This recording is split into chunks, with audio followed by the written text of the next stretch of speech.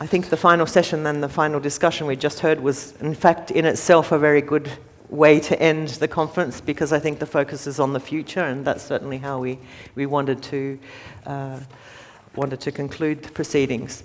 But what I've asked the moderators to do is to just recap. We don't want to present a summary of the conference. We don't want to come to any kind of major conclusions necessarily, but I think we would like to try and pull out some of the main points from the different sessions that we've heard over the last day and a half. So I thought I might just begin myself. We had the introductory session, and I think that was a good opportunity for us to put the whole discussion about marine mammal hunting and marine mammals as sustainable food resources into the much broader international context. And I think the information we received about FAO's ambitions on blue transformation and the potential to get much more out of our marine resources, more efficient resources, more climate-friendly resources, is certainly something that's very relevant for the discussion on marine mammals.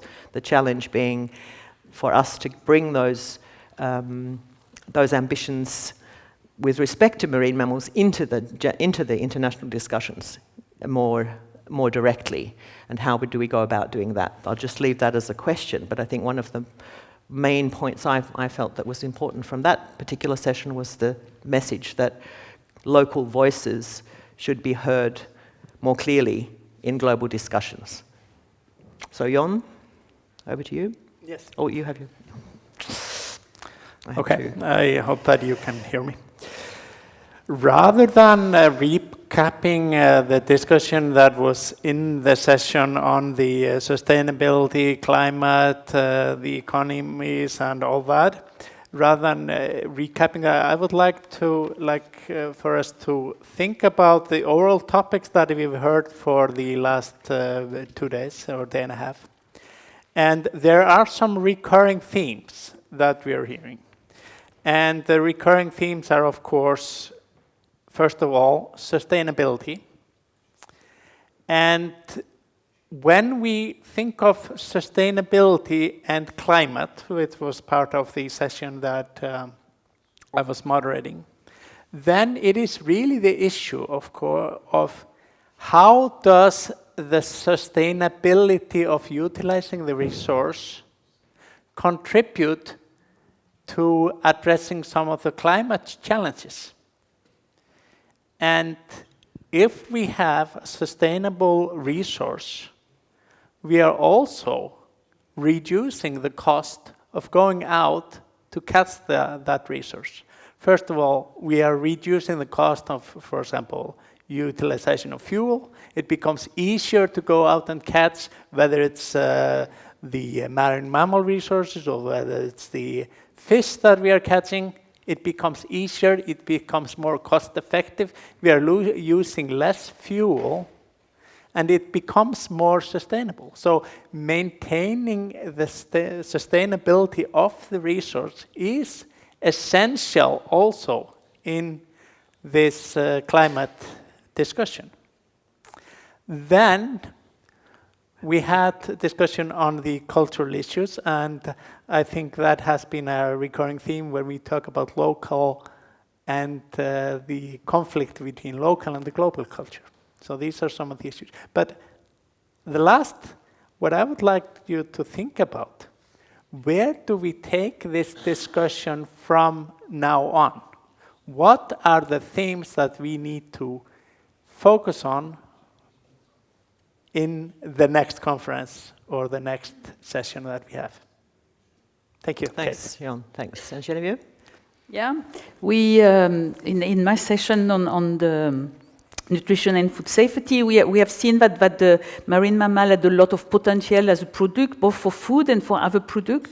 But there was risk in using marine mammal as food resources, but there was also benefits, and the benefits goes very much behind food provisioning and health benefits. They incorporated the culture, identity, and the transgenerational transfer of knowledge, and the fact of being able to save the knowledge or safeguard the knowledge will make you able to access a resource, because if the hunting stops now, then this will will not be available in 50 years, for example.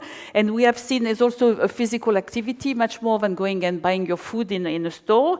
And we have seen that this risk that exists and these benefits, they have to be weighed all together and to also weighed compared with the alternative food resource you could have. So it's a very complex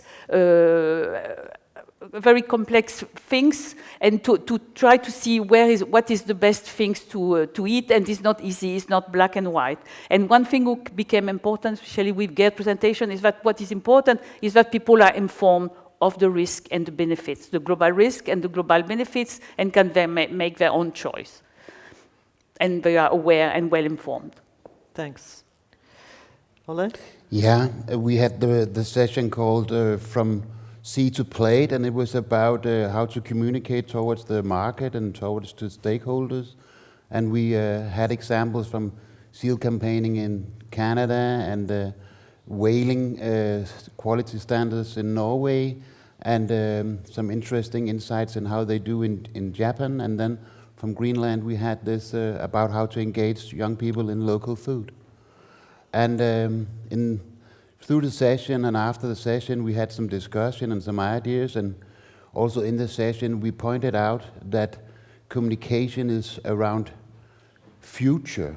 I mean, of course you can use history and tradition as value, but you need to target the market where it is. And the marketing campaign and quality campaign from Canada and Norway showed that somehow maybe a new era is starting. Somehow maybe the trend of Arctic can be used for something.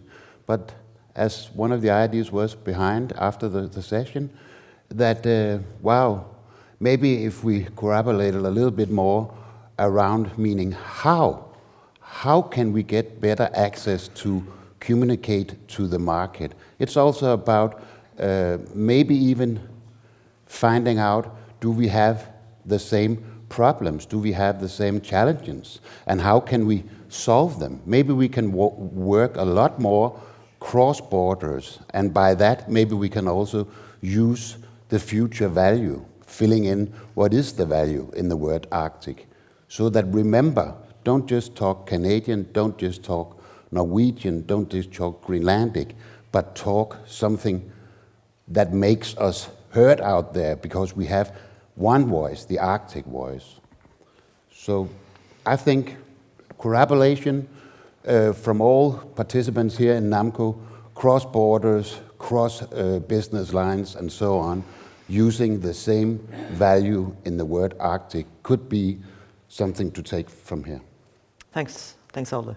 And Sonova, no, we've just had your session, Yeah. but if you have anything to add, also from your own point of view, in your own work. Yeah, we just finished, so I'm very sad that we couldn't end a very good discussion. I think many of the points were reflected in our session, but mostly, I think in the session, it was very clear how important it is to support the local communities. Because, of course, we can have these Arctic Council thing and collaborations, but when it comes to it, maybe the local contexts are very different. Like when you talk market, what is a market in Greenland and what's the market in the Faroes and Norway? So that I think is a very important part of the discussion. And also what Åke mentioned shortly before we ended about the scientist approach and then the local indigenous approach. There can be sometimes conflicts. So I think it's very important to include that part and always include the whalers in the process of legislation or promotion of, or like finding markets. Yeah. But there are many good things, I think, to discuss about. We could talk for hours. Thanks for that, and I agree. I mean, we could continue this for hours, and unfortunately, we do actually have to stop now. The bus is waiting. I'd just like to end by thanking, first of all, our wonderful moderators for their fantastic work in helping me guide us through the program. So thank you very much, and enjoy this evening and this afternoon.